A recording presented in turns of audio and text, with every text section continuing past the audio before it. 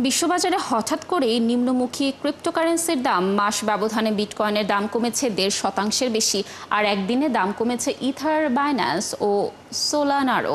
রয়টার্সের তথ্য বলছে বর্তমানে একটি ভার্চুয়াল মুদ্রা বেচাকেনা হচ্ছে $১,১৫,৯৪৪ যা সপ্তাহ ব্যবধানে ২.৩৩% এবং মাস ব্যবধানে দাম কমেছে ১.৬৮%। দাম কমছে আরেক জনপ্রিয় ক্রিপ্টোকারেন্সি ইথারেরও। একদিনের ব্যবধানে $১০৯ কমে বর্তমানে প্রতিটি ইথার বিক্রি হচ্ছে $৪,৩৬২.৩০। তবে সপ্তাহ ব্যবধানে দাম বেড়েছে ৩.৪%। একদিনে $১৩ কমে প্রতিটি বাইন্যান্স মুদ্রা বিক্রি হচ্ছে $৮৪২।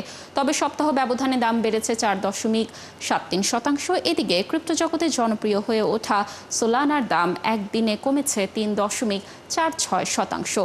বর্তমানে প্রতিটি সোলানা বেচাকেনা হচ্ছে $১৮৫।